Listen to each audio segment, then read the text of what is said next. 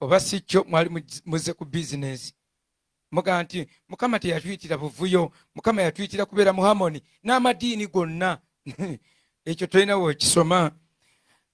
Wiiki ewedde, ebadde wiiki ewedde twakyaza baganda baffe era ab'eddiini empya babayita batya? Kinchanji.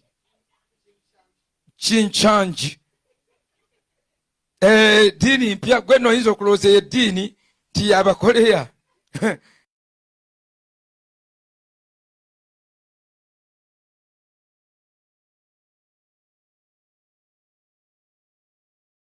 abatukolera IT omwo kubanga bwandibadde abaana yanyumirwa yandibadde otibeyiti emunyumira ng'agifunza nga yandibadde nogigaba atandise ogigaba ali mu IT baba Katonda ajja bayamba bakule they are still young.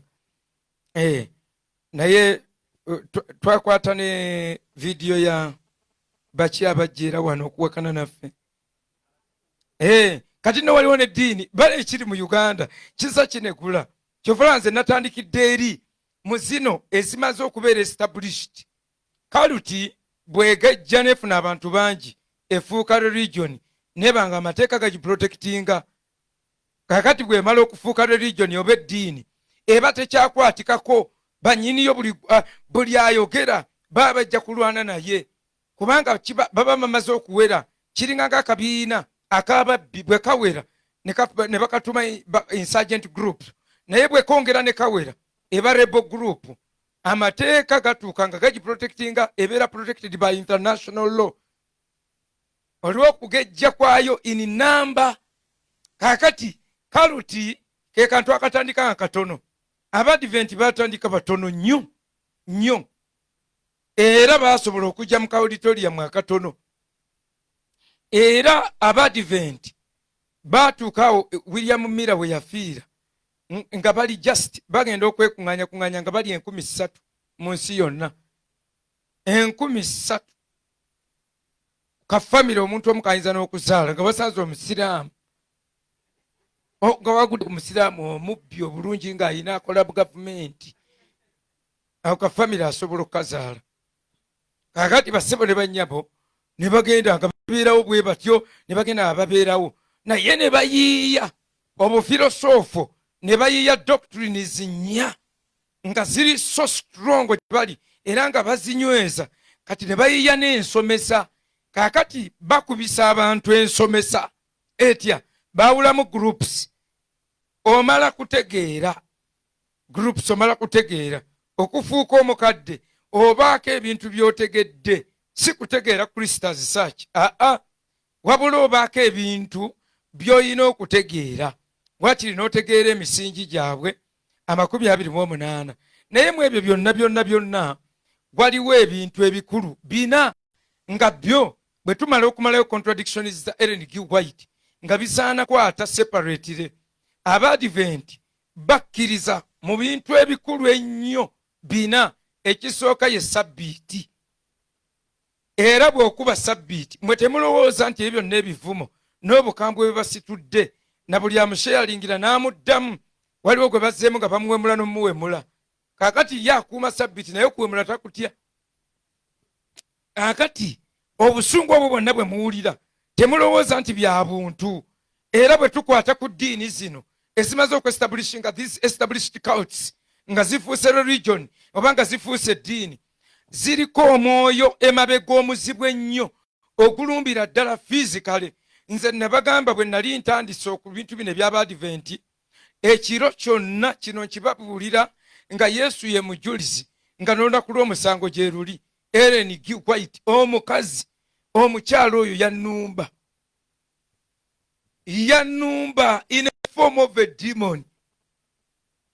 Olwo maze okupayiringa ebintu byange maze okubiteekawo maze okutegeka mwabaludde ku mikutu gino nakibabuulira ku boogenda ku odiozi zange naye mba ndi mu buliri bwange mpumudde nva kwokya njiri maze okusomesa Abadiventi nga olutalo lukutte wansi ne waggulu wano nga tuli mu COVID naye nga Abadiventi abalokole kwolole bwe bagoba buli eyawulirako enjiri eno oba yagisharinga nga omwadiventi yamukozesa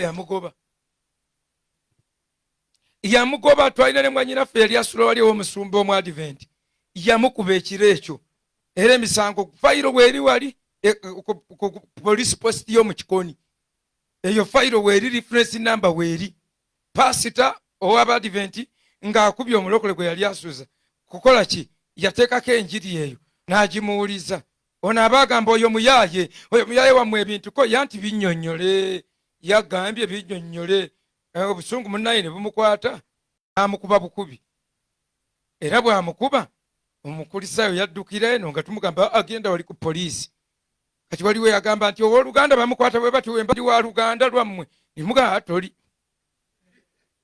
atoli ffe tukutte nga mu Misiri nga bwe tukwata omutujja omulala munnaye emisango gyaggwera eyo era ne bagoba ne bafuumuula nze n'ebyo sibitya nti omuntu bamugobye siri mugagga nnyo naye omuntu we bamugoba ku lw'okukkiriza mpozi nga nfudde ero lwanabuulireeyo bunnamwaya basiramu bennyini be banneeyitira ku muligiti gwabwe simanyaani ebunnamwaya wansi boogera lwarabuloka bali awo ekiryawo nasanga yayisa abantu bonna seeka akakasa nti yama mumanyi nnyo nampita ebbaluwa yali official abasumba ne bansabira nako abalala ne bagenda banoonye mukama balabe oba ngenda oba sigenda eyo sitole nagibanyumizaako abamu mpaka ewalabikayo omusumba Kalemeera ye munene nnyo ndoza ayinza okuba asinga Bishop Kisuze mu sayizi ono abadde ayimba kati ye munene bw'ati baba bano bakyatidde naŋŋamba jjayo ebitabo byonna obisombeyo tugende nendeeta ebitabo nali manyi tajja bisobola kuba naleeta bingi referensi zange entambula nazo ate ne bwe sizibikula si musango njibikula yeetagisiza ekintambuza nazo bantu butamanya butabaaweya ku bitabo biri mu ddiini yaabwe nga beefuula okijjewa kakati awo ensikirayo nti kino okimanyi mukikkiriza tiye ne tukisoma kyekintambuza nabyo era mulundi omulala bwe tunaata nga batutadde mu lockdown nga Katonda nyambye nampa ebyuma ebitegeerekeka eby'amaanyi tujja kufuna pick-up etambulirako ebitabo ebeereko abikuuma wali n'emmundu kubanga enaakulabye abasiraamu baabitubbako ne babiyiikira ne babigabana kati tubitambulizeeko bali omuntu ow'emmundu ne bakanyama kyovula bavubuka bano bonna nabatutte mu jimu just kukuuma ebyo bakuuma ebitabo ayimirirawo buyimirizi ne waba yeebasenga omutya so basaba ne banyabo ne ngenda ebunnamwaya debate nekwata wansi ne waggulu ne bampa eddakiika 3 mbunze mugenyi ne bawaseeka 3 byanoonya ne bimula n'agamba agirenga nezanga azoogeramu nga nyina kyennoonya nenzogera nempeza essaawa nnamba ne bampa eddakiika endala seeka nga ezanga ate kuba ziri njogedde za seeka bwe bamala okumpa n'akebera Tito mu ndagaano enkadde Tito n'amubula bw'amala okukebera Tito mu ndagaano enkadde n'amubula nze nenjatuza abantu kyava njjako omuzindaawo n'aŋŋamba n'abuuza abavubuka be mbu nammwe mwena mukkiriza mbu Yesu mwana wa Katonda konze muwanike emikono abakikkiriza wamma abavubuka be mu kanzu ne bawanika ng'ate abamanyidde ddala basiraamu kwolwo baagoba abaana ne bagoberako n'obukazi obufumbo buna kati obubiri ne budda mu kyalo ne bugaa tulinawo okubeera batuzanyidde ku mitwe ebbanga ddene abakyala ababiri n'enzijja nabo najja nabo kwolwo abakazi nga bbaawe yamugobye haji yamugobye nentambula nendeeta abakazi abo nembakuba ekabaala twali mu muzigo nga mulimu ddeeka nenfuna ddeeka ya butanda 3 akamu kusulako Victor akalala nensuzaako abakyala abasiraamu nga tuli awo divine oyo afumbye n'abeera n'abakazi ambuuza kati mpaka ddi Katonda ayina pulaani yaabwe tayinza balukolera bwere era omukazi omu kati alina muŋoona ayinawo ka bizinensi asabira mu Hope yalokoka n'anywerera ddala mulimu abantu nga tebaalokoka conversely falsely nga tebakonvatinga falsely. Abantu bwe batyo nkubulya ne bwayita mu mbeera yonna aguma toyina kyoyinza mukanga nakyo. Byonna bakola ne bamuleetera sente, simanyi bamusondedde ekibiina ky'abakyala simanyi biki eky'abakyala eky'obusiraamu ne kijja kikyale ne bajja ewange ne mbagamba mujja kumpa obutwa bannange, mujja kumpa obutwa. Meeting bwe muba mumwagadde mulabako nga mulina muyita mudde wali ne batula wali ku neiba ne boogera. Omukazi yali mutonotono bw'ati n'abagamba nti ebintu by'omwoyo tebabigula.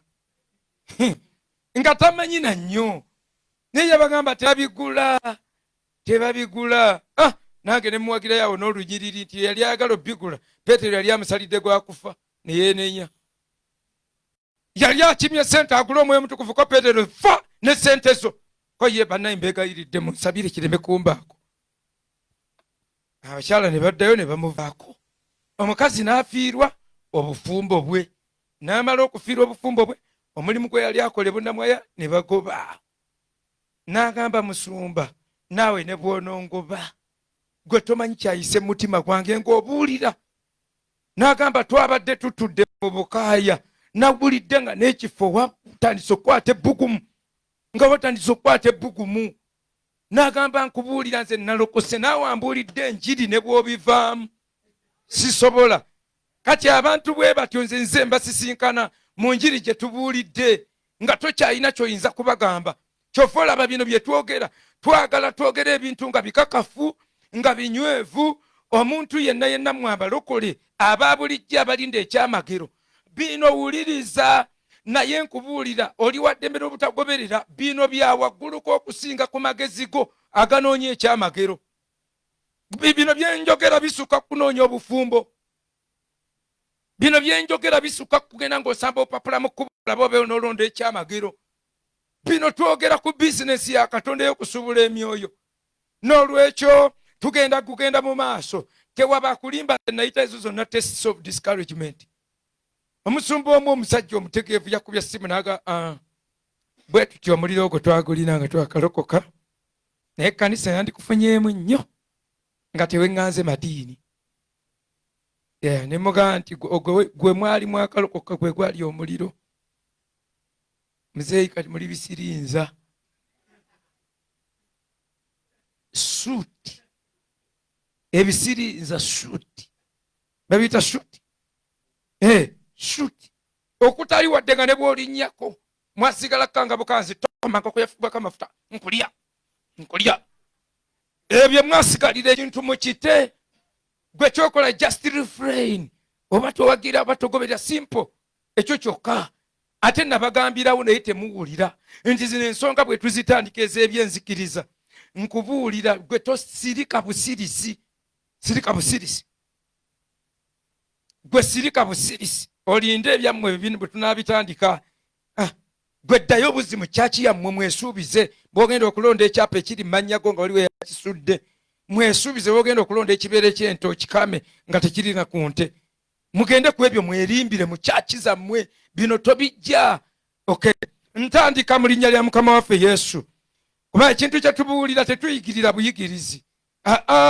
Wabula bino twabiyitirwa tulabye Katonda tulumbiddwa emizimu egy'amadiini gano ne tusukka ku gategeera nga mugategeera. Olubereberye twategeera amadiini ng'enzikiriza kale nga tulowooza tuli wamu mu Kristo naye twawukanamu mu topics. Naye tugenza okukizuula ng'emabega w'enzikiriza zino waliyo omwoyo omulala nga guleeta obukambwe mu bantu nga tegukoma ku ekyo kyokka nga gulumba n'abantu abagulumba. Nabagambye ne madamu kwolwo yasituka n'atuula nambuuza kiki ne mugamba olowooza N.Q. White abadde tazza ebyaddala. Omuzungu kajja nga kadde bweka nga katunula bulala ne kaŋŋamba I'm telling you if you don't leave me alone. Leave me alone. Why do you preach against me? Negamba who are you? Ne kagaana okwogera. Ngenda okulaba obusungu bukeyongedde kalumbye kasinze mu mutima gwange. Bino birowoozo just. Birowoozo bye bindimu gwomanyi wonookiyita. Nze birowoozo bingaate eri mukazi ansobola kunkuba. oba ali mu boxing club, oba yawangulira Uganda omudaali, nze ebirowoozo, oba giant sikirina. Ninga bolaba empologoma yo emanyi teri kigirya, yo yerya. Oba njovu yezze era banva, oba zike oba kiki ekyo ayite empologoma. Mind eri set, ati nina mind set bwetyo era gye neebaka nayo. Nolwekyo dimoni ne bwejjanga eringa ekibuga ng'ejja etambula n'amayumba nenjirabako amabeere, ekyo kyokka kimala obutatya mu kirooto ekyo kyembaamu, era kimala obutapakuka, kubanga waliwo ebintu ebitukanga ne tugamba Yesu Yesu Yesu, nga bwe mutera okwogera mbu olwo Yesu ajjeka tukagambe kiki agati I slept confidently, era bwe nalabanga mukyala ne muga ngenda okulabako ekyanze akasembedde naye nga munda yange nga ekyokutuka akasungu wano ngenga kano UN nekataasa laba teka ekyanze tawanvuyiza obukona nkutte nankwata naye mulinga siina tabu yonna egamba nti bannange bagenda kuntuga, era nasimbyamu katono mu bulago nti neva ntandika okukatandika okukejjako bwentyo okukejjako nga bekanzizaako ngenda okuwulira kakyongeddemu sitayiro gye sitegedde sitayiro gye kayongeramu neŋŋamba alo sooke mpite ku Yesu. Nali malidde okkakuba obwomu naye nempita Yesu. Katonda nantaasa, nayita Yesu kaamasuka emisinde bwekyo n'okutuusa leero tekaddanga, era nakati nkoogerako nga bwe nkalinda. Ku luno bwe kadda nja kabasuulira wali ku gundi wali ekireka awo katugemu mmwe aba Prime Radio. Okay, so basebo ne banyabo, twagala kugenda mu maaso. Ebintu bino biriko omwoyo omulala, buli we tumala okubyogera oba gwe n'obisharinga n'otasaba ojja kuwulira nga waliwo ekikunywa, ojja kuwulira nga waliwo ekikumazeemu amaanyi. Ekyo baganda bange be tubadde tutoba nabo nga tusomesa enjiri y'Obuyisiraamu, obubiina bwaffe obugenda butambula ku nguudo bwe mulaba obubuulira enjiri, basobola gwebabuuza nga bali kubuulira. Abamu bafuna n'embeera ezibakuba empi, abalala balumbibwa enkola bwe zityo. Kale tetweŋŋanga just ddiini nga mwe mulowooza, naye tulina omwoyo omulala gwe tulumbagana. Eddiini tezitudde mu bbanga, they are not operating in vain. Tezibeeraawo bubeezi nga zitambula butambuzi ng'ekintu ekiri awo, naye eddiini ziriko ekintu, ziriko amaanyi ag'ekizikiza agazitambulirako. Era buli muntu yenna bw'aba waakwogera ku ddiini yonna naye nga tali seeti, asuubire okutegana mu bintu bingi nnyo. Okay, kansooka okusomayo ennyiriri bbiri tugende mu maaso ne contradictions eza Ellen G. White mu Bayibuli, akontradictinga ne Bayibuli ate akontradictinga n'ebitabo bye. Waliwo yaŋŋaye nti lwaki tobisoma n'obimalayo? Tewali ayina budde obwo. Gwe gamba bugambi ti nga gwe wakootinze wali ti volume 3 page namba 364 gwogambe 396 ye yali eddamu ekyo ky'obuuza, naye mmwe kibalemerera. Ate si bonna bino byenjogera nti babimanyi Abadventi. Nabagamba the Church of Adventists yamanya nti yeyise mu buzibu okuddamu okurestowalinga, negaana ebyama byayo ebisinga obukulu okubidisclosing oba okubibikulira abagoberezi baayo. Akati bano abagoberezi aba bulijjo babasinga, bw'obanga oyina ku ddoboozi oba kwaya mansita, abasigadde baba mu kwaya, abalala abakazi abakulukulu babafumba ku kanisa okugabula emmere ku Sabbiiti. Baba bafumba, baba bagenda kulya ku Sabbiiti, ogikuumako. Kakati abo nabo bagenda okwaliza Sabbiiti. Kakati they were reduced to festivals. Kati bino byonna byenjogera kyofola babibakanga, kyofola babasooka lulinga ntandika nga bagamba sikiwuliranga nako, siwuliranga nako. Wadde omuntu yenna agamba mbo bayogera kino, of course tokiwulirangako. Ffe twababeeramu, mukadde Yonasaani nga yatukulembera, mukadde Yonasaani yali talina kyamanyi okujjako sabbiiti, era nga tutambula ku effort buli wabikola, ate abuuza na bubuuzi, olunyiri luli olwa sabbiiti luliriddawo, nga byokka byetugenda akola effort. Lwaki? Kubanga abantu abamu banyiigira eddiini ze baalimu, ng'ekyo bw'afunayo ekidiinidiini kyonna ekizze akiyingiramu. Haleluya! Kale kansomeyo ennyiriri 2 zokka ngende mu maaso. Bayibuli eyogera mu Bakolosaayi, kantandike na mu Bagalatiya essula ey'okuna layini ey'e16 n'ey'17. Bagalatiya 4:16. Kale nfuuse mulabe wammwe nga mbabuulira amazima. Abooluganda agamba, kale nfuuse mulabe wammwe nga mbabuulira amazima. Mu Luzungu agamba, so I have become your enemy by telling you the truth. Nfuuse mulabe nze okubabuulira amazima. Ekinvumya leero kubabuulira mazima. Nfuuse mulabe gye muli nga mbataasa obbabuulira amazima gano, musobole okudduka, musobole okumaliriza obulungi, musobole okuddamu okukebera. In fact nasanyukidde omu omuyivu mu Badiventi nabagaye tebaagala kusoma kubanga 666 etuuse, naye omu ku bayivu yaŋŋambye bw'ati, naŋŋamba otusomoozezza okuddayo okwetegereza ebintu bye twakkiriza. Ebigambo byadde bitono, n'agamba kituufu tusomoozeddwamu okubaako bye twetegereza n'okumanya nti social media nti etuvunzizza kubanga osangayo asaasi naye nga si ntuufu. N'agamba ebimu mubijja ku Google naye nga si bituufu. Ne mugamba ate akatabo kennyini, n'agamba obutabo obumu nabwo si bwaffe, mulimu abateekamu beeditinga pages ezimu. Konze mbadde nsaba bw'oyitako bakeerera ondeetera akako kobo bwenkootinga tubikole peegi y'emu. Naga kale tujja kiraba.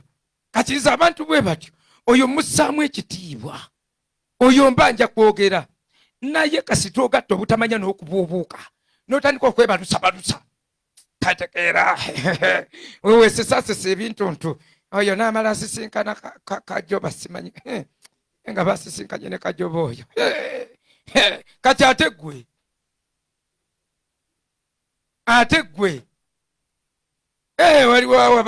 waliwo baali bawuliza ayogera tebamumanyi, nange wendi akutte mu nsawo azimbazimba.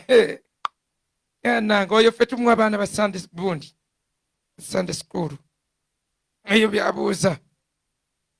Ate ngamba ono gwe mubuuze ebintu bino wammanga atunyonyola great disappointment.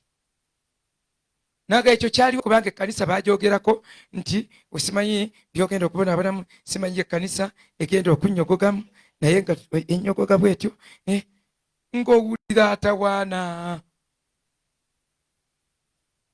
Pawulo yabuuza, kati nfuuse mulabe wammwe olw'okubabuulira amazima, nkwata Bayibuli n'enkusomera n'enkulaga ennyiri ne zikulema okunnyonnyolako akagambo n'akamu, n'enkulaga wano naawe n'obaako gy'obikkula mu ndagaano enkadde, mbu naawe ondaga olunyiriri gwe tomanyi nti wentuukidde awo nga mmanyi kye ndugamba. Kaakati Abadiventi omulimu gwabwe gwe baakoze oba gwe baakola, bakwata obwana bwabwe ne bubuulira banne waabwe enjiri. Era mu masomero g'Abadiventi gye mutwala mbabaga kati kamu waliyo first grades banga bannaye kireka bayimba. Kaakati mmwe abaziinuuka bwe mutyo temumanyi bano bigendererwa byabwe. Era nange nabuuka bubuusa oluvannyuma ndeesaawo omuvubuka ayimba. Kumbe music kintu ekisikiriza buli muntu yenna. Music nkugambye n'abatujju bayimba. Music kye kintu ekirekebwa mu society ne kigikakkanya. Music ye oil gwe bateeka mu buli kintu kyonna kyonna na jam friction. Ekintu kye bayita music maanyi gennyini. Kaakati Abadiventi bayita mu kuyimba, obwana ne babuyimbiramu ne bajja ku ssomero ate babikolera bwereere. ng'omulokole asaba ssente nze anyimbira miliyoni 2 bo ne batambula nga bayimba nga bajja ku ssomero primary ndeesaawo trainer kumbe yali mu advent atraininga abaana bange music mu ssomero njagala nnyo music akati mu advent ye yajja n'asaba nti tulinayo ekibiina ekyo kijje kiyimbiremu abaana ne bajja bayimbiramu mu buyinifoomu wayitawo nno bbanga ki ŋŋenda okudda ku ssomero nayina gye ntambulira neetoloola okudda ng'abaana beenenya ti pasita nze neenenyezza nti okwenenya kyokulya embizzi bannaye jjo anko yatwenenyesa era n'agamba twenenyese n'abazadde baffe mbu bonna bagenda mu keyeena mbu bonna bagenda mu muliro kakati ayogera omuliro tamanyi abadiventi kikye balowooza ku muliro abadiventi bennyini tebakkiriza nti geyeena kyekibonerezo ekiweebwa omwonoonyi bo bagamba ajja mukulashinga bukulashinza aveewo so si ebyo bya geyeena kati ono ayogera novinsi mu badiventi bamulidyusingira ku music so nendaba ng'essomero gundi fellowship ekyankalanye ffe tukola night prayer buli lunaku ŋŋenda okuddamu nesooka mbirowooza ne ŋŋamba ono anko kigwe naleeta mu ssomero ŋŋenda okuddayo nga buli we tugamba katusabe bonna nga bafukamira omwadiventi abuulira kiteri kusaba ng'oyimiridde obo bwonna obulamwa tujja bukwata nze nkuwa abasaba nga beeyimiridde 14 ate ne bawulikika n'okusinga ggwe bonna beriya nga bagamba kikatonda wange gwe yesu n'ayimirira n'agaa kitange nkwebaza asaba kaakati kye bakola bayitira mu masomero bwe batyo ne bakola gundi ezo ne bayimba obuloboozi music yakutwaliriza ogenda okwejjuukiriza nga wagoberedde dde abayimbi ng'ogoberedde music yekka nga n'okutegeera totegedde kyogoberera bw'ogenda okutuuka eyo nga bakulagayo ebintu awo ebisolo n'ogala nawonye ebisolo ebyo nadduse nawonye nasimattuse kakati oyo mwadiventi basensedde nga batambula ne bavuunika ennyumba namba bayibuli etugamba mubeewalanga abatambula nga bavuunika ennyumba namba mubeewale kakati bayina sitayiro ki sitayiro yiino olunyiri oluddako olw'17 tubadde ku lwa16 olw'17 beegonza gye muli naye si bulungi beegonza gye muli abooluganda mbabuulire teri eddiini katonda kyesooka oggiwa ekintu kye yasooka oggiwa in fact wano ye mu bracket yakiteekawo amplified naga these men the Judaizers be bana bakwata amateeka g'ekiyudaaya ebintuntu ebyo eby'ekiyudaaya they eagerly seek you to entrap you with honeyed words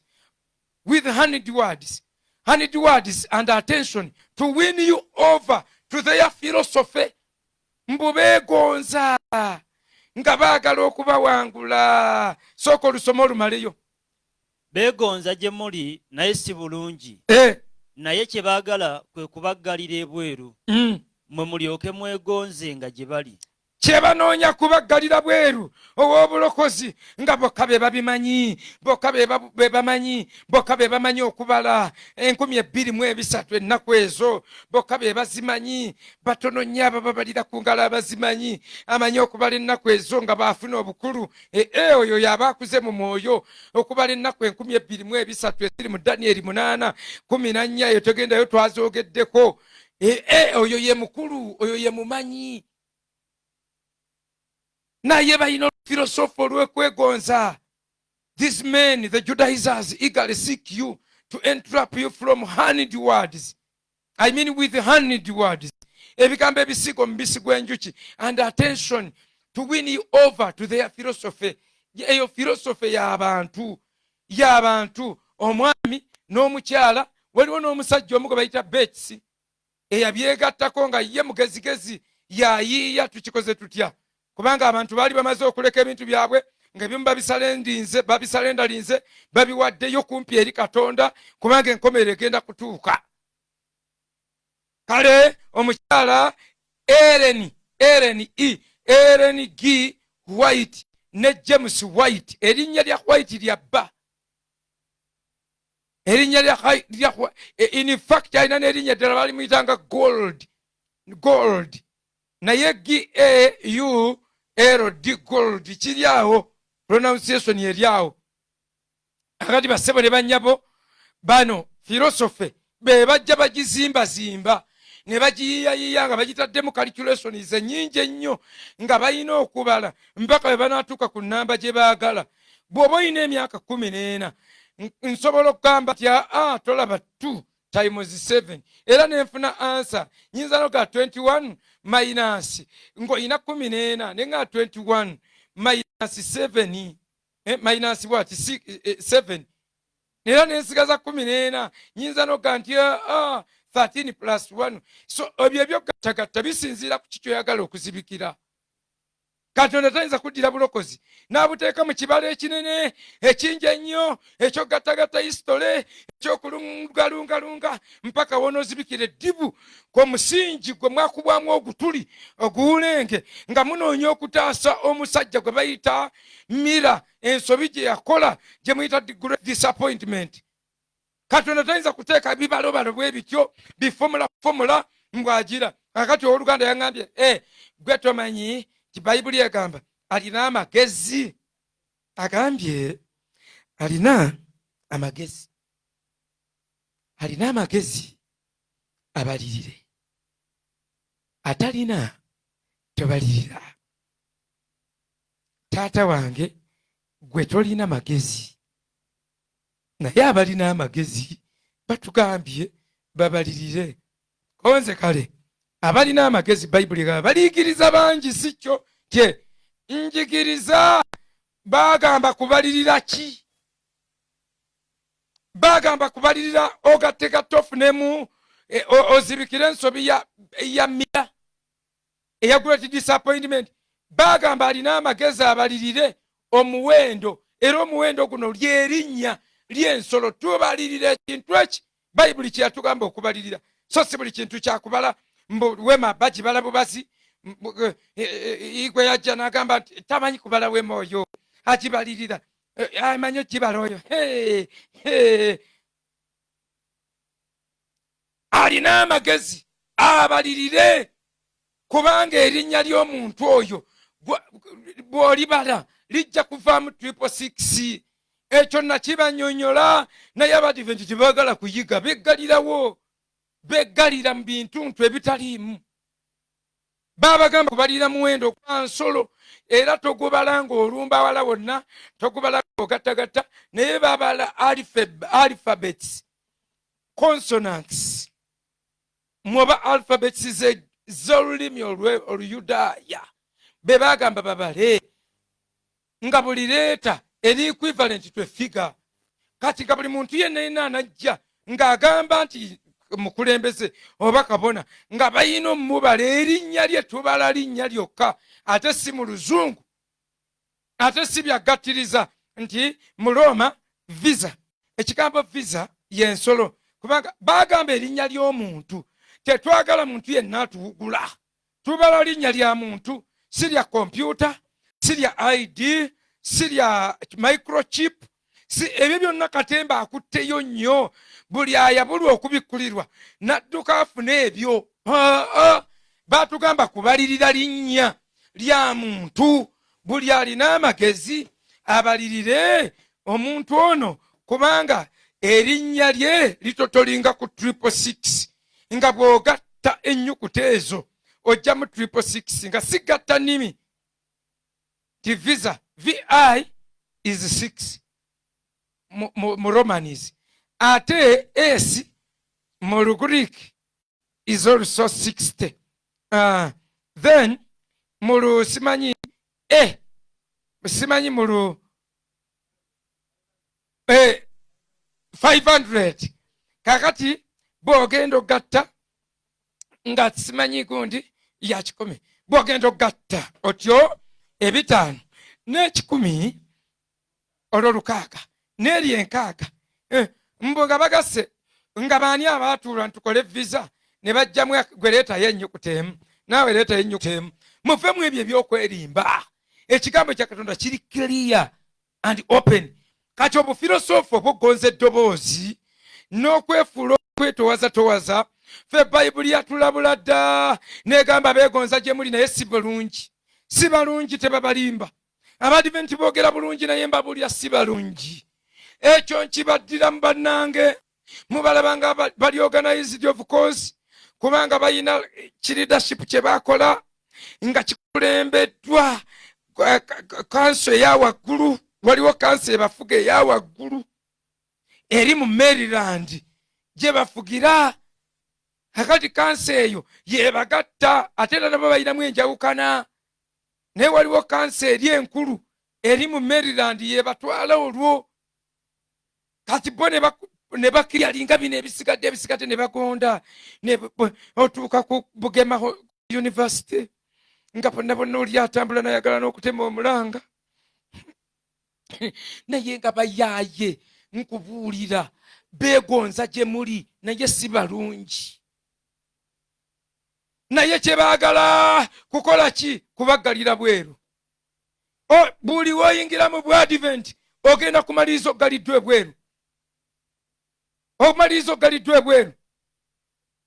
Nze abantu waliwo be twatuza wadde baatulampola babiri babiri naye Bayibuli egamba omuntu omu bw'ati bw'alokoka. Bamalayika beesiba ne bazina olw'omuntu omu bw'ati alabise. Bayibuli egamba omukazi yabuza koyini yeemu n'aginoonya bwe yagiraba ng'amaze okukola emirimu mingi n'akoleza ettabaaza kubanga wali yagambye kakati teberezaamu naawe amaanyi ge waakamala nga waakatuzaayo abo bokka bw'oyogera nti ababiri bakyuse n'abasatu bakyuse. Compare your effort and the outcome. Omukazi esenteegi yaginoonya Luka 15:7. Mbagamba nti bwe kityo linaabanga ssanyu mu ggulu olwo yalina ebibyomu okwenenya okusinga abatukuvu 9:9 abateetaaga kwenenya. Yabagerera lost 3 mweyo essuula.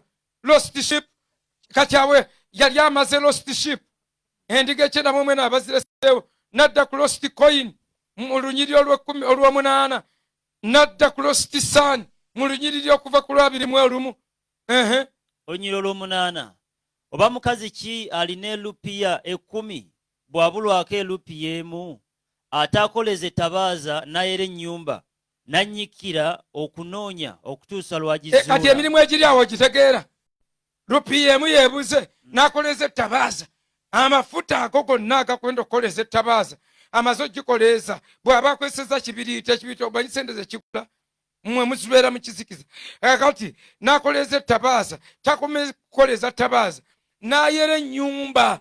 Awo wonna bonna ajjeeyo olwo yayera nnyumba anoonya lupiya emu. Ate Bayibuli tegaye n'asirika nti naye n'anyiikira okunoonya okutuusa lwagizuula. So nze lwaki mba sisanyuka? Wiikendi eri yonna, wiikendi ewedde nagiyiseemu ndi musanyufu olwa Nalumansi okulokoka. Nagiyiseemu ndi musanyufu. Yasoose n'abitwalanga ebyomuzanyazanya mwatuza nga yena naagirangira. Twagenze okumaliriza service ng'amaziga gakaba simanyanyiza musiriza. Ng'awulira ate yeeyongedde okuzigulwa. Ekyo kyayatudde kiina kye kimufuula. Somebody can manage together with him. You manage that man. Nga kiina kye kimufuula. So basebo ne banyabo kiki kyengezaako okubagamba?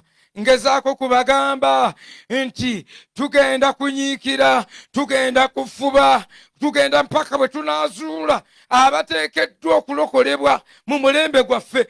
Ffe tubenga olwo tubanaabye mu ngalo, tubanaabye. Bayibuli egambye batambula nga beegonza naye si balungi, naye baagala kubafuna. Ate babafuna balowose nti mwina we muyingidde, kumbe baagala kubaggalira bweru. Mwe mulyoke mwegonze nga gye bali nga mbakolera emirimu ku effort nga mwe musimba tenti, mwe mwetikka eŋŋoma, mwe musiimula obutebe nga bo bazimba nti ajja bagenda kuweereza omusosodoti okuva ku gundi. SDA bafanajja nankumbi tyo wakwaya my god kwaya libundi bujo ya Advent mba nayimba iwe twingeri yanyu bibi uye tebazinanyo ne baberawo babakwata kakati eddiini olwokuba yajjira mu bwavu bungi era eddiini ya kyavu giwaiti n'abasomesa ebintu bingi nnyo nga mwe mulina ebyokulya sebo abo be mulaba babakubiriza obutalya nnyama era naye tebasobola ekyo kyogerako kubanga bamanyi tebagenda kufunayo muntu n'omu bagenda babagamba mulye doodo bayibuli negamba alina okukkiriza okutono alyenga nva greens so ezo embizzi okulya embizzi kintu kyabajjeno bajjeno b'okukkiriza naye bagamba abatalina kukkiriza mulyenga nva olwo nabo ne babeera okwo kakati katonda bubikulidde habo enjawulo yaabwe n'abasiraamu oginoonya n'ekubula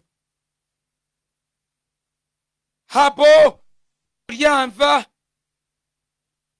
mbu nakyo malayika yakimugamba kakati olwo no mu Amerika batambula bonna babalimba mu Amerika mbu omu Advent awangaala okweyongerako emyaka 10 okusinga ku Mumerika owa bulijjo kati olwokuba buli omu asiika obulamu tassa mukono olwo abantu bonna ne baddukira mu Advent wakiri beeyongezeeyo emyaka 10 egy'okulya enva gwe osinga embizi okulya enva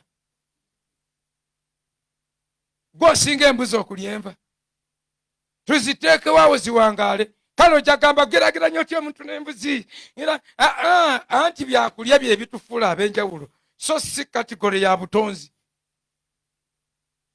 si kyo olwawo ne bafuna abantu bwe batyo babafunafuna waliwo olwobasanga nga kiringa ekibiina kya tiyansi oba GNLD waliwo olwobasanga bye boogerako biri awo byakulya manya bivaavava simanyi ddagala baagala ebintu by'eddagala egganda baagala ebintu ebyo eby'ettale balina ebintu mmwe bye mutamanyi na kumanya bibakkiriza naye baagala kubaleeta mwegonde gye bali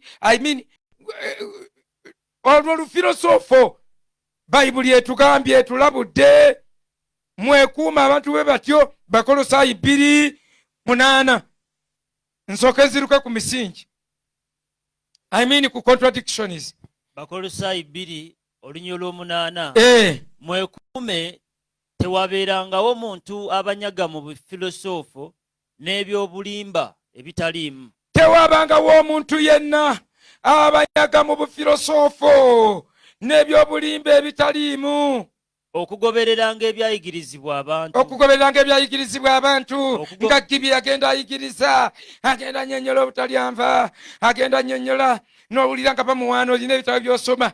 Her teachings were so practical. She taught the girls to ride the horses. Bona abaliwo abayigiriza okuvuga embalaasi ebyo byonna olufirosofo okuleetaleeta oluntuntu nagamba weekuume tewabeeragawo omuntu abanyaga mu bufirosofo n'ebyobulimba ebitaliimu otyo okugobereranga ebyolubereberye ebyensi byayita ebyolubereberye ebyensi okutali kugoberera Kristo bino biwugula buwuguzi abantu okubajja ku kugoberera Mukama waffe Yesu Kristo badde mu kugoberera ebintu ebyolubereberye ebyensi. Katonda n'atonda ensi mu nnaku 6 n'agimaliriza. Adamu n'agikuuma. Adamu n'akuuma Sabbiiti. Oba wonna Katonda n'agenda ne yeebaka. Katonda bw'aba yatonda ensi mu nnaku 6 ku lw'omusanvu n'awummula nti gwe kyova okuuma Sabbiiti weebale bakamala okutonda. Bali bonna abaaliwo baali tebategeera mwe bagezi. Ate bw'anaakugamba jjukira okutuukiza olunaku olwa Sabbiiti kubanga olwo lwe lunaku lwe nakujja mu nsi ey'e Misiri ne nkwata ku mukono mbu n'ogugwo baagukwatako si naye naye abantu beewoomereza bali babakwatira ddala ku mukono ne babajja e Misiri ne babaleeta ensonga n'agibagwa mu lukuume kubanga lwe nabajja e Misiri. fere tugikuuma lwakuba le batujja Misiri tugikuuma lwa butonzi kulikayo Adamu gwosinga Adamu okubeera close to creation nga lukyalina flesh Adamu n'amenya sabbiiti ne batabawo n'amunenya awo wonna Adamu teyagikwata Ibulayimu teyagikwata jjajja waffe jjajja mmwe gwe tetulina nawe tukuyita toli wadde kizibwe jjajjaffe teyakwata sabbiiti gwe tetulina we tukuyita wadde omujjwa gwe tuwa ebigere mu nnyimbe gwe twawanga ebigere mu buwangwa eyalyanga omutwe gw'embuzi okutali wadde akanyama tetulina we tukuyita naye teyakuuma sabbiiti Mukama n'akola naye endagaano gye tuyita Remarkable Covenant n'atayogerako ku sabbiiti awo bonna Katonda yali yerabidde nti yamala ensi mu nnaku 6 naye bino bibagamba luvannyuma nnyo kale Bayibuli etulabudde negamba see to it that no one takes you captive through philosophy and empty deception. Empty deception.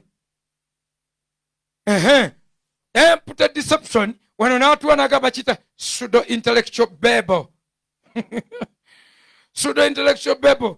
Bapanga obwongo balina bye babuzanyisa ne babukyusa bibagattagatta bino bwe baleeta papa n'afa gwe babatadde mu kibalo ate tebeenenya kuvaayo tebeenenya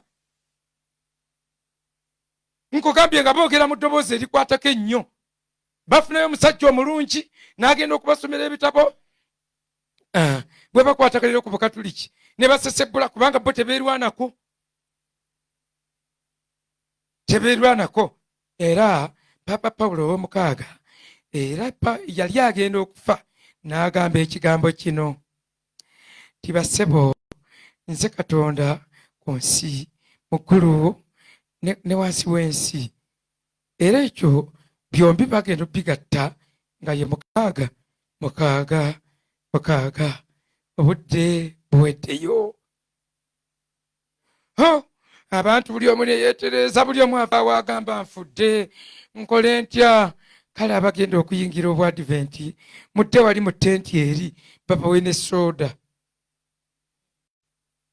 katulo ne bafuna mwekuume tewabeerangawo omuntu abanyaganga mu bifirosofo okuyingira obwadiventi nkubuulira oba tolina kyokoze nkubuulira ne bw'oba ovudde mu busamize n'oyingira obwadiventi n'owakaddaani ne bw'oba ovudde mu ddiini ki n'oyingira obwadiventi tebakulimbanga nti olina ekyamaanyi kyokoze tebakulimbangako wadde akatono bwe kati obanga avudde Makerere Kivvulu n'ogenda mu Kimombasa bakulimbira bwereere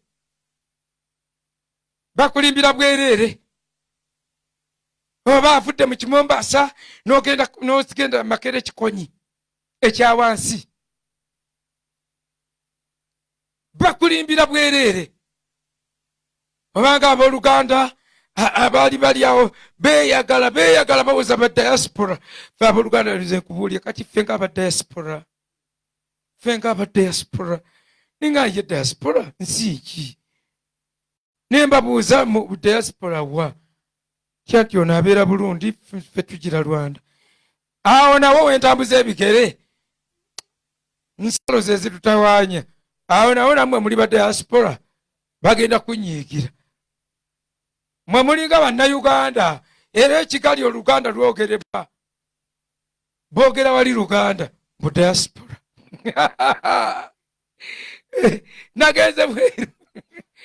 nagenze bweru kwakyali mu nnyumba wano mu Uganda ffe tugenderawo ku baasi tulya dda nga sente tezinnatandika kuntawaanyamu nga tugenda abayizi n'abayizi bange nga nyinamu abayizi abalina sente tusonda sente zaffe ne tugenda tukola internship e Kenya just kugendawo bugenzi baana basomese mu makyaki agali awo amakyaki amangi ennyo agali mu Kibera the biggest Islam kumpi mu Africa. So ebyo byonna tubibagambye abantu balimenga kubeegondezaako kati katugende mu bintu bino tulabe contradictions endala mwe mumanye mbalabudde obwadiventi kyemubutwala si kyebuli. Obwadiventi yemu ku kaluti enzibu ate nga yakutte bweti ku mwana wo nkubuli ekizibu givaamu. Kubanga bamulagira ddala ng'embizzi zigenze mu nnyanja ne zigwamu. Naye egyo tugenda gikwatanga miramwa. Nabagambye emiramwa gyabwe emikulu Sabbiiti. Omulamwa gwabwe ogwokubiri omukulu merenio whatever. Omulamwa gwabwe omulala ebyokulya. Omulamwa gwabwe omulala mateeka si gonna. Sabbiiti yekiikirira gali gakwata ekizikiza. Amateeka gabwe omulamwa gwabwe omulala sanctuary doctrine eya sanctuary. Sabbath sanctuary doctrine n'ebintu bino ebyogera ku bulamu obw'oluvannyuma, second coming, ku 666 nti be ba remnants bali 14,114. Ekyo tebakyogera kubanga abantu bajja kuggwamu amaanyi. Okay, tugenze ku contradiction eya 27. Contradiction eya 27 Ellen G. White yawandiika mu kitabo kye The Great Controversy. Mwe temumanyi na kibayita Great Controversy. Mbusitaani ne Yesu baafuna controversy obutategeeragana. Kyekigambo ago ge makulu. In fact era mujja kunjukiza ku doctrine yaabwe gye bagamba nti mu 1844 okunoonyereza okwa judgment kwatandika. Judgment yatandika. Bakiyita investigative judgment. Kakati kino mukimbuliza abalokole temubasindikira njiri nyingi. Naddala bamaze okuyomba. Abayombyeko kati bakambwe tolina kyoyinza muyamba. Kati mufuule musomesa. Omugambe teach me about investigative judgment. Owulire. Ogenda kuwulira weewuunye.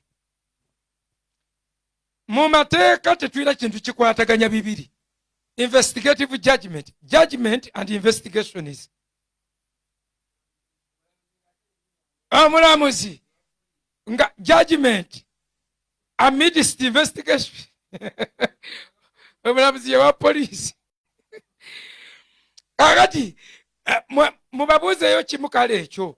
Kubanga bonna abaakabaanukula nga beereegaleega, mubabuuzeyo ebigambo investigative judgment kye ki. Owulira akavuyo, owulira ono bw'asomesa, owulira abakugamba temujja kitegeera.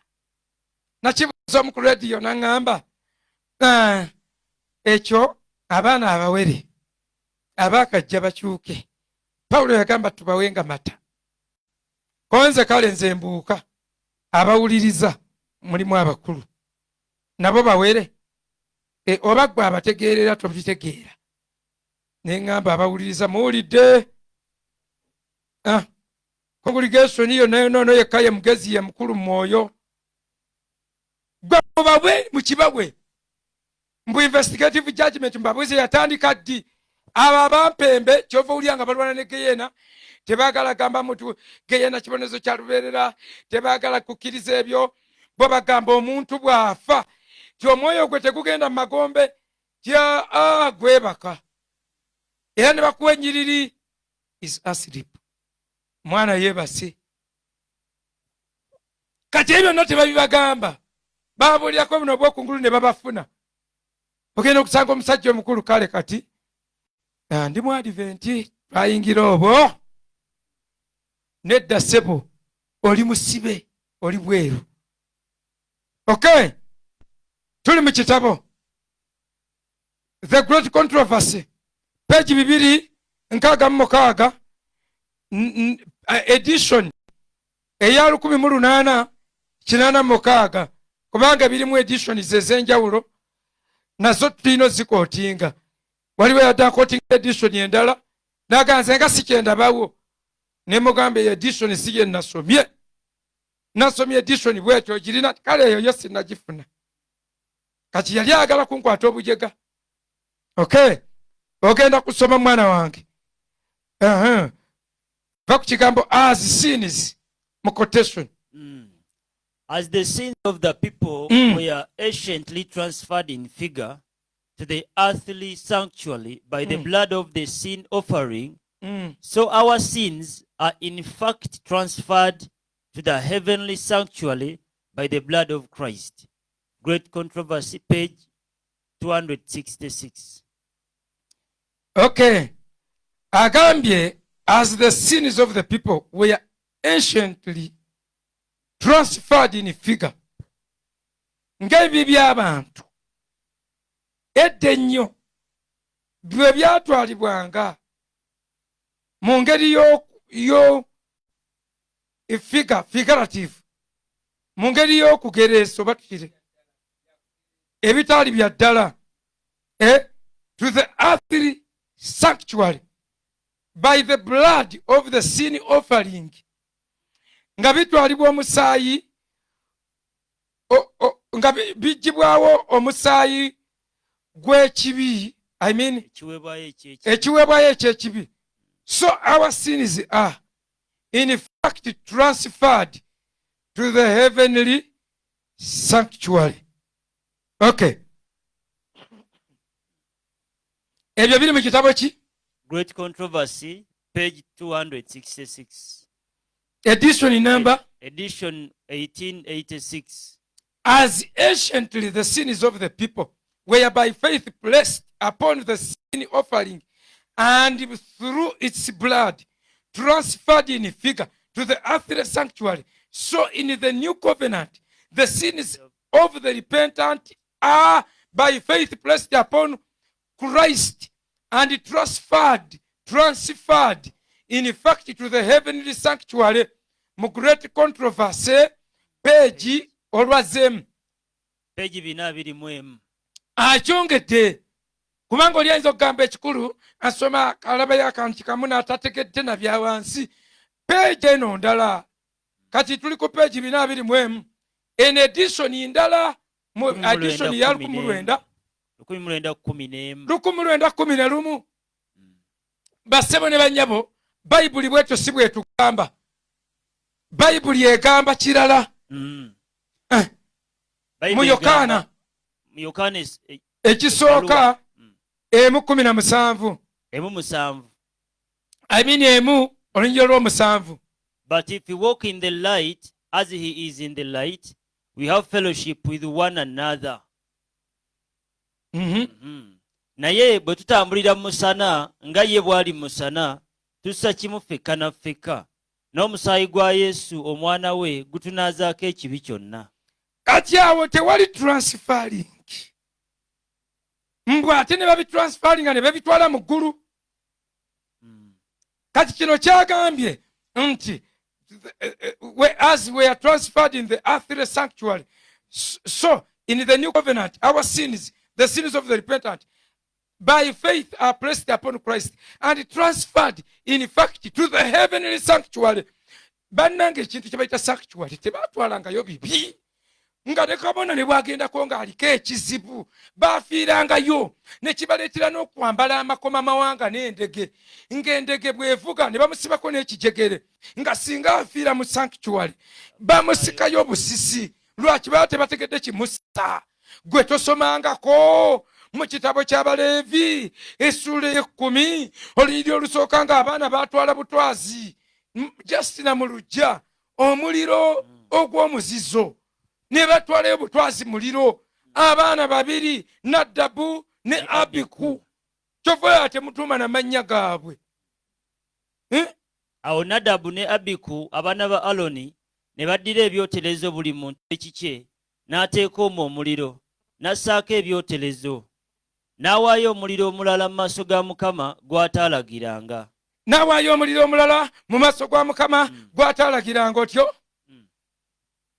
omuliro ne guva eri Mukama mu maaso ge ne gubookya ne bafiira mu maaso ga Mukama. Soma. Olwokusatu, awo Musa n'alyoka agamba Aloni nti kino kye kikyo Mukama kye yayogera nti naatukulizibwanga mu abo abansemberera. Naatukulizibwanga mu abo abansemberera. Era ne maaso g'abantu bonna. Era ne maaso g'abantu bonna naagulumizibwanga. Aloni ne yeesirikira. Teyanyega. Then Moses said to Aaron, this is what the Lord said, I will be treated as holy by those who approach me, and before all of the people I'll be honored. So Aaron therefore said nothing. Mbabulira mukatonda temuli wadde akasiikirize, wadde enkola y'ekisiikirize kyonna. There is no shadow in him. Olunyiriro Bayibuli egamba talinaamu wadde akasiikirize mu ye, wadde akantu konna akalinga ng'ekisiikirize. Olugiriri olwo kansu singa waluyize dda, temuli wadde, taliimu kasiikirize. Simanyi ye Yokaana ekisooka emu ttaano.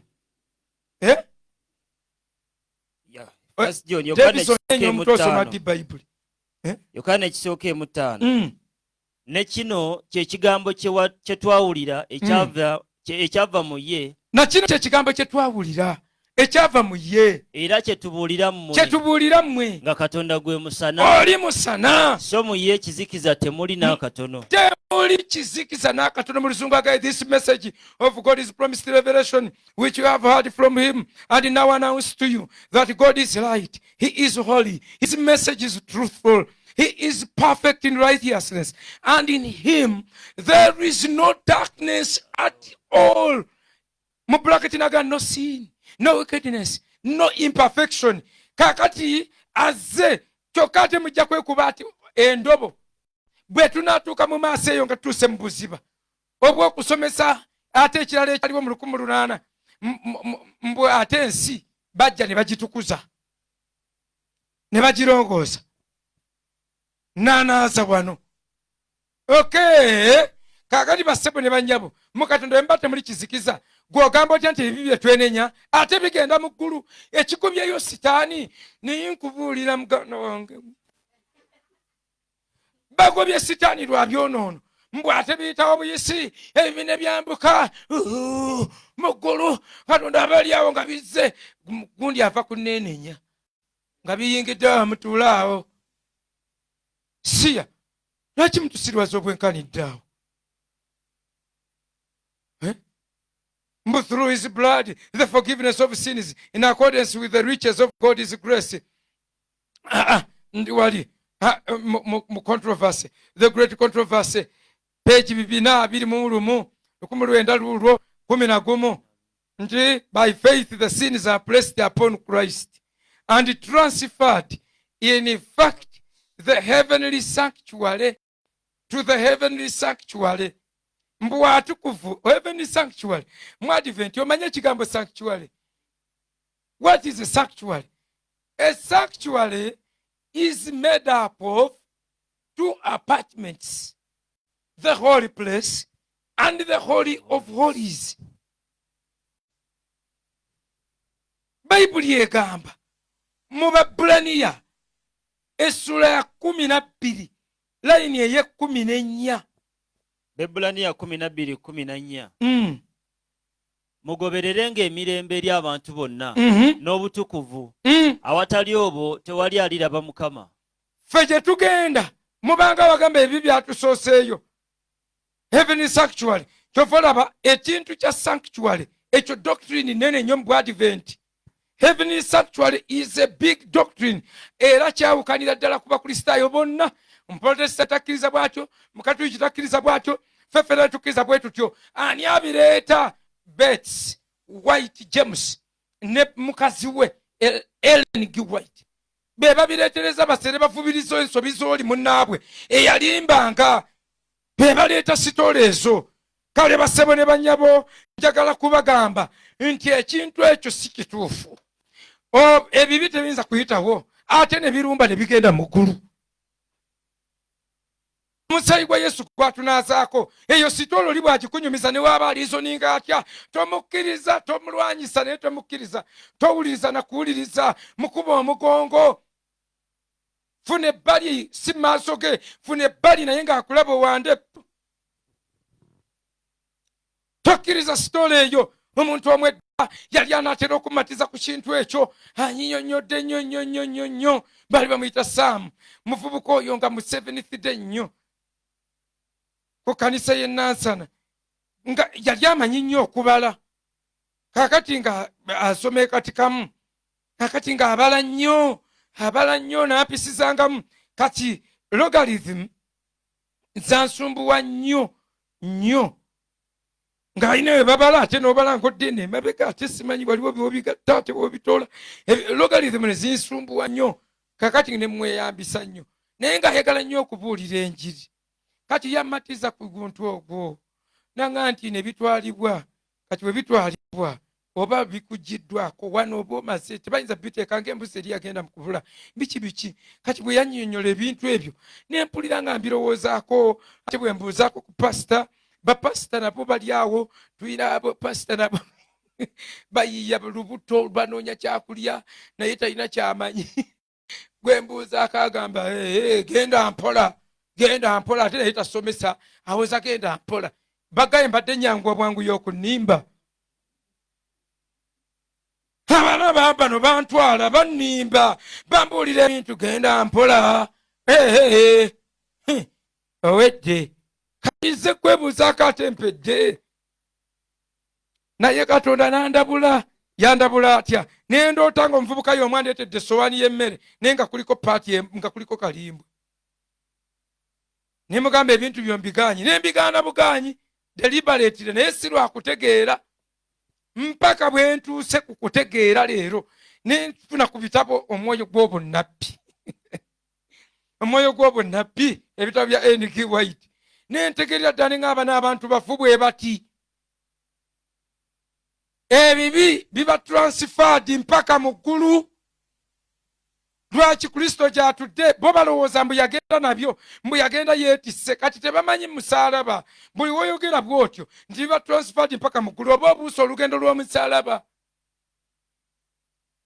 oba obuusa omusaalaba. Nowanda tebakkiriza mu Easter, tebakkiriza.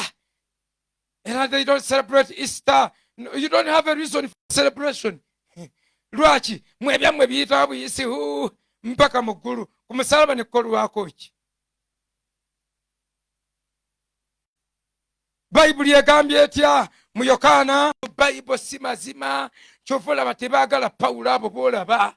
Tujja bakwatako buli doctrine yaabwe. Tofaayo ebyokulya tujja biwa olunaku lwabyo. Tofaayo amateeka tujja gawayo wiiki yaago gonna awamu. Watewe bagamba kuliko limu eddamu. Tofaayo tujja kubiwa bino byonna ebirala bye batatadde ewaawo. Tujja biwa omulamwa. Okudda kwa Mukama waffe tujja kuwa omulamwa. 666 tujja jjongera tugibalage bulungi kiki kye tubirowoozaako era nga tubaga nti bafu. Tujja babuulira emitwalo 14,104. Ebyo byonna twagala bibabuulira. N'ebyo ebinakunaku bye babalirira ne bagattirira ne batoolako bwe bagenda mu Ezekeri bwe bafubutukayo ne baleeta Danyeri ne bagira Danyeri musajja wattu talina na kye yali ategeera ku kubikkulirwa. Era bamugamba teekako akabonero bino si bibyo tozirika. Mbu yali yeefiisafiisa. Katonda zivaayo. Ofa biki bino si bya mulembe gwo. Era no bitegeera tojja bitegeera. Ne so mga ateekako n'akabonero. Sil. Kyate goleeta ebya Danyeri ate byogamba obunnabbi bw'amanyi. Danyeri 8:9 embuzi. Amanyi embuzi. Eyaleeta ejjembe tto. Awo ne bagamba oyazanya. Maama, gwe nga wayize ejjembe. Olwo obukazigazi awo ne bubawaana. Naye mukadde amanye ebintu. Kale oli mu adiventi. Proper, temuli bya proper. Bya propaganda. So, ntegeeza ki mu kino? Kyenvudde mbabuulira leero nga ndi mukkakkamu nnyo. Njagala mutegeere, mubuusibwe, odduke mu bintu bino ng'ensi eraba ffe twabiddukamu. Omukadde n'atulimba beegase ne mukadde ziwa, omwana ali bubi, omwana afa, tuli Badiventi emizimu gimukuba, bintu bitabuseeko ffe tumutwale.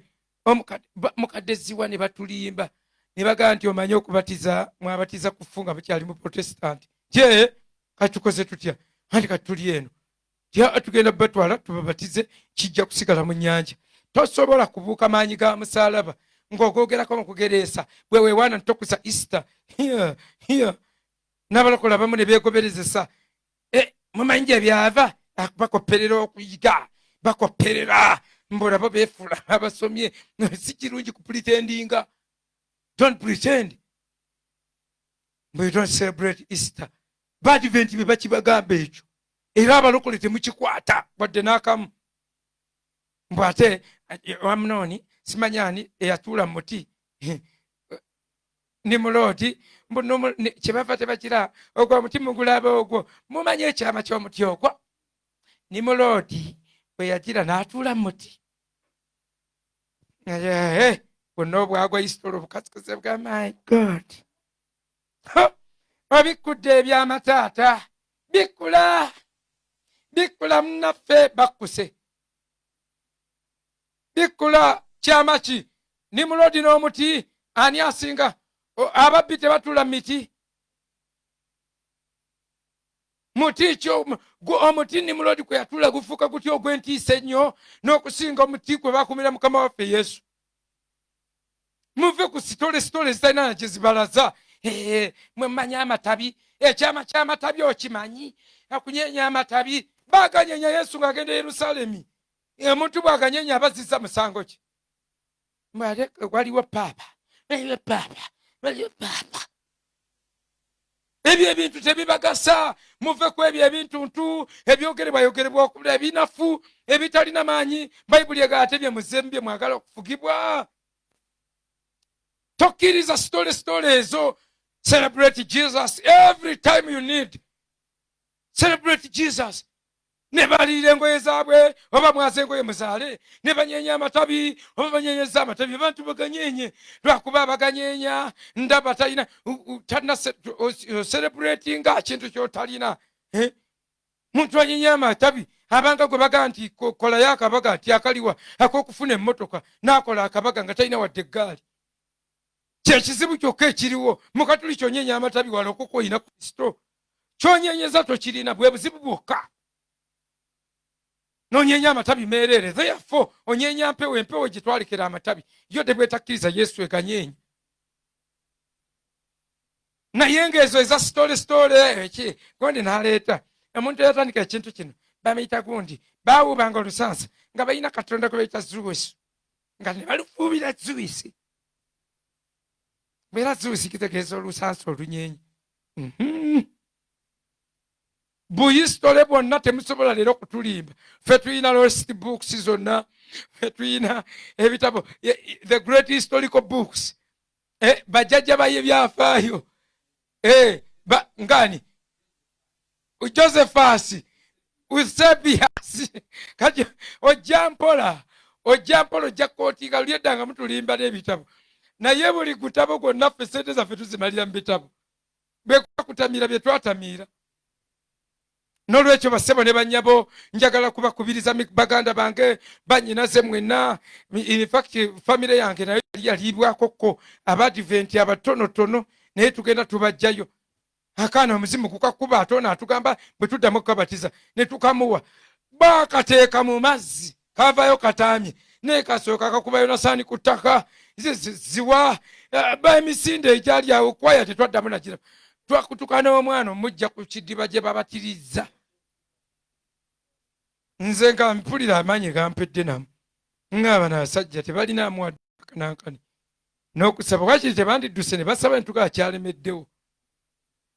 Naye nga n'essala tebagiina amutuuzaako Bayibuli. Mu emizimu Yesu yabagobanga. Gwe Yesu talina wadde olunyiriri n'olumu olugoba omuzimu. Balaba abantu baweddemu amaanyi. Sabbiiti eyaddako n'asoma olunyiriri twagoba emizimu mu linnya lyo. twalagula mu linnya lyo alibagamba atya tiva wendi va wendi va wendi. So mikwano gyanjagala okubagamba muve mu birimbo. Eddiini zonna zonna ffe tugenda zibaabiza, tugenda zijjako lukomera tubateeraawo odduke nasoose n'eno kubanga yeesinga obufu mu nsi yonna. Ebyafaayo byayo biri mu bbanga. Ebyafaayo Buganda culture eri more organized and defendable okusinga Seventh Adventist Church. Ebyobuwangwa bya Buganda binywevu nnyo. Nkugambye birukaŋŋana. Babuuza olumbe lwajja lutya mu nsi n'akunnyonnyola nambye yeerabirayo obulobwe bwe yaddayo okubukima walumbe yali atambudde walumbe balina sitole nga ziruka oyinza n'okutuuka noga tetubanga ffe twalina okuba Abayudaaya nga bali abasajja baatulyako kintu. Bayinza okukulaga nga the book of Genesis era Buganda culture yokka yevuganya book of Genesis mu nsi yonna. Mu nsi yonna book of Genesis ega the first person was Adam. Bano ne bagamba nedda yali kintu bayala batya kintu ate yagenda mu ggulu n'awasa abaana baggulu nakira ate omukuba bateekawo sebo ne tests of a minister. Bazirira sebo abaana ne babakwasa obusiwa bw'amata ne bebaka ne buyiika. Nakwata history nze wa P3 kubanga nabanga society yali yaŋŋaana olw'embeera yange ngamba nesiita busiisi buli ssaawa naye nga society yaŋŋaana buli kati ne kinnyamba okubeera mu kusoma kusinga wadde nga byabanga bya mu kyalo nga tubisoma mu Luganda. Kale ne nkwata history wa P3 yenna ebyo byabanga P3 story zonna ezo. Njagala kumaliriza ngamba osobola okulokoka leero era bw'oba osazeewo okulokoka our time is fast spent. Osobola okuddamu ebigambo bino wamu nange neweekuba mu mutima ebyabampaane byonna bibaawo ensi neekutendereza mweri mu kwenywezanyweza. Waliwo awo kyaki gye bampeereza yadde ebuulira ne babuulira ku nze ne bavuma service namba naye nze era kyanyumidde. Lwaki mba nzitoye kubanga mu kkanisa mulina okubuulira ku Kristo. Bw'obuulira ku nze eyo kyonna kyonna kiraga bulazi. Kati singa saayogedde bikunyiizizza wabadde kwolo ojja babuulira kikweyo sabbiiti kitegeeza tewabaddeewo njiri. Wamma abaagala okufubutuka sibamisana nga balaba tebabakutiisatiisa nti yogenda kukugoba mu makaago galinga State House akugobe buyumba obumu ne bumwekutte bagobe ogende mwesingakaawo. Ngenda kukusabira buli ayagala okulokoka bw'oba osazeewo mu mutima gwo. Last chance eri yasooka muko omusumba w'Abadiventi ogwo yalokoka. Mukyala w'omusumba mukyala wa senior pastor yalokoka. Nambuuza kati nkole ntya soze beerawo kati mulokole nyina gurupu z'abantu bwe batyo abawerera ddala kati bagenze nga 20 nga nindiridde Katonda kyazzaako kubanga nga it is a puzzle. N'agamba nze ndi mukamuwalimu kyotyo olw'okuba ndi mukamuwalimu mbadde nsaba nneme kuvaayo naye mpulira ndokose nti kale naye ng'ekinnyumira bajja emisinde lockdown wabadde tannabaawo bajja ne tusabako ne tukola ebintu byaffe ne mbasabira ne tusinza ne tucakala mpita y'abayimbi bange they fellowship with me. Baagana okusubscribinga ku kanisa yonna era kyova olaba ebyo tebindya nnyo kyogga nti gundi alina ekkanisa nereeguni nyina kyaki ennene gy'otayinza kutegeera. Abakristaayo tobamanyi ogattirako n'abakristaayo ba divine banzaalidde 12 abagaye ya Yesu yalina ennyo ekisinga bwongatirako n'abooluganda Mukama bampadde olwo ekya kino giyita entono eyo.